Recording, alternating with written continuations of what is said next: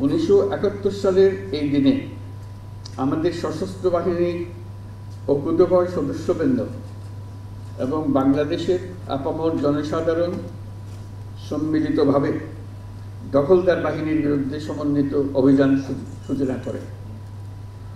সেই ঐতিহাসিক অভিযানের ফলে আমাদের বিজয় ত্বরান্বিত হয় এবং সৈনিক জনতার অভূতপূর্ব আত্মত্যাগের ফলশ্রুতিতে আমরা স্বাধীন ও সার্বভৌম বাংলাদেশ অর্জন করি। আমি আজ গভীর শ্রদ্ধার সাথে স্মরণ করছি স্বাধীনতা যুদ্ধে শাহাদত বরণকারী সকল বীর শহীদদের এবং মহান আল্লাহর দরবারে তাদের বিদেহী আত্মার মাগফিরাত কামনা করছি।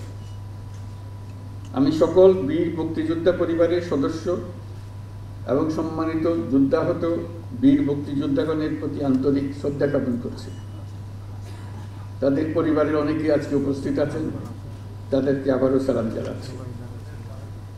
একই সাথে আমি গভীর শ্রদ্ধার সাথে স্মরণ করছি জুলাই শহীদদের। সশস্ত্র বাহিনী বিভাগের এই আয়োজনে যে সকল খেতাবপ্রাপ্ত বীর মুক্তিযোদ্ধা ও তাদের উত্তরাধিকারীগণ উপস্থিত আছেন, তাদের জন্য রইল আমার বিনীত শ্রদ্ধা। মুক্তিযুদ্ধ বাংলাদেশের ইতিহাসের সর্বকালের সর্বশ্রেষ্ঠ ঘটনা, যার ফলে পৃথিবীর মানচিত্রে বাংলাদেশ একটি স্বাধীন সার্বভৌম রাষ্ট্র হিসেবে প্রতিষ্ঠা ও পরিচিতি লাভ করেছে। দেশ স্বাধীন করার মহান ব্রত নিয়ে ৭১-এর ২৫শে মার্চ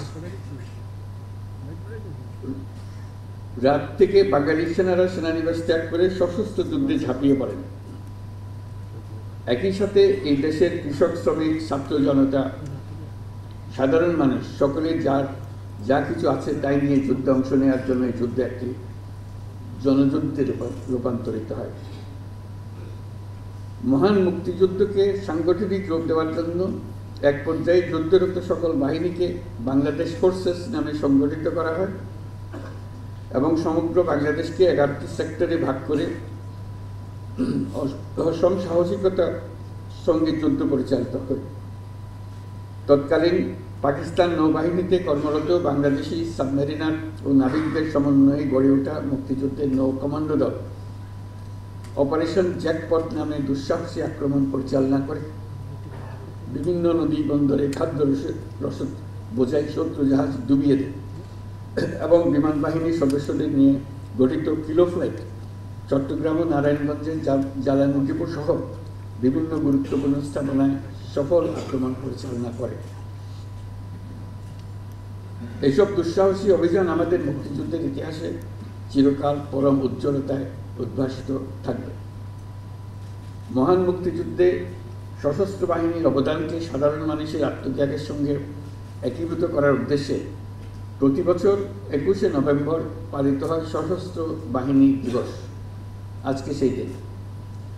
এই দিনে খেতাবপ্রাপ্ত বীর মুক্তিযোদ্ধা ও তাদের উত্তরাধিকারীদের সান্নিধ্যে আসার সুযোগ পেয়ে আমরা সকলে অনুপ্রাণিত। মহান মুক্তিযুদ্ধে বীরত্বপূর্ণ অবদানের স্বীকৃতিস্বরূপ বীর মুক্তিযোদ্ধাদের কল্যাণে বিভিন্ন কার্যক্রম পরিচালিত হচ্ছে। ভবিষ্যতেও এই ধারা অব্যাহত থাকবে বলে আমি আশাবাদী। সময়ের আবর্তে অধিকাংশ বীর মুক্তিযোদ্ধা আজ বয়সের ভারে ভারাক্রান্ত। দেশের বিভিন্ন স্থানে ছড়িয়ে থাকা বীর মুক্তিযোদ্ধাদের আনুষ্ঠানিকভাবে সম্মান জানানোর জন্য সশস্ত্র বাহিনী বিভাগ, সেনা, নৌ, বিমান বাহিনী প্রতি বছর সশস্ত্র বাহিনী দিবস উদযাপনকালে যে উদ্যোগ নিচ্ছে তা নিঃসন্দেহে প্রশংসনীয়। এই জন্য আমি তাদেরকে আন্তরিক ধন্যবাদ দিচ্ছি। বৈষম্যহীন, শোষণহীন, কল্যাণময় এবং মুক্ত রাষ্ট্রের জন্য যে স্বপ্ন নিয়ে মুক্তিযোদ্ধারা দেশ স্বাধীন করেছিলেন, আমরা তাদের সেই স্বপ্ন পূরণে অঙ্গীকারবদ্ধ। আমরা এখন থেকেই বাংলাদেশকে এমনভাবে গড়তে চাই যেন দেশের জনগণের সকল ক্ষমতার উৎস হয়। বাংলাদেশ যেন বিশ্বের দরবারে একটা মানবিক ও কল্যাণকর রাষ্ট্র হিসেবে সমাদৃত হয়। প্রযুক্তি, অর্থনীতি ও সামাজিক উন্নয়নের ক্ষেত্রে উন্নত বিশ্বের সাথে তাল মিলিয়ে আমাদের এগিয়ে যেতে হবে। সেই লক্ষ্যে আমাদের তরুণ সমাজ যেন সম্পদের সীমাবদ্ধতা থাকা সত্ত্বেও মেধার ভিত্তিতে নিজ নিজ সৃজনশীলতার বিকাশ ঘটিয়ে দেশ গঠনে অবদান রাখতে পারে, আমাদের সেই পরিবেশ নিশ্চিত করতে হবে। জুলাই 2024-এ নতুন বাংলাদেশ গড়ার যে সুযোগ ছাত্র জনতার সাহস ও আত্মত্যাগের বিনিময়ে আমরা অর্জন করেছি, সেটাকে কাজে লাগিয়ে আমাদের সুন্দর সমৃদ্ধশালী ভবিষ্যৎ গড়তে হবে। বীর মুক্তিযোদ্ধা, শহীদ, আহত এবং জীবিত ছাত্র জনতার কাছে আমরা প্রতিজ্ঞাবদ্ধ থাকতে চাই, যেন তাদের দেওয়া সুযোগ কাজে লাগিয়ে আমরা বাংলাদেশকে পৃথিবীর সামনে গণতান্ত্রিক উত্তরণের একটি দৃষ্টান্ত হিসেবে উপস্থাপন করতে পারি। আজকের এই দিনে খেতাবপ্রাপ্ত মুক্তিযোদ্ধা এবং তাদের উত্তরাধিকারীদের সম্মাননা প্রদানের সুযোগ তৈরি করে দেওয়ার জন্য আমি সশস্ত্র বাহিনী বিভাগ সহ সকল সংশ্লিষ্টকে আন্তরিক ধন্যবাদ জানাচ্ছি।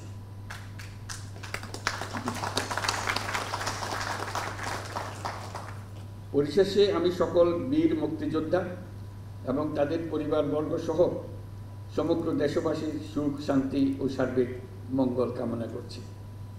মহান আল্লাহ আমাদের সহায় হন। ধন্যবাদ। খোদা হাফেজ।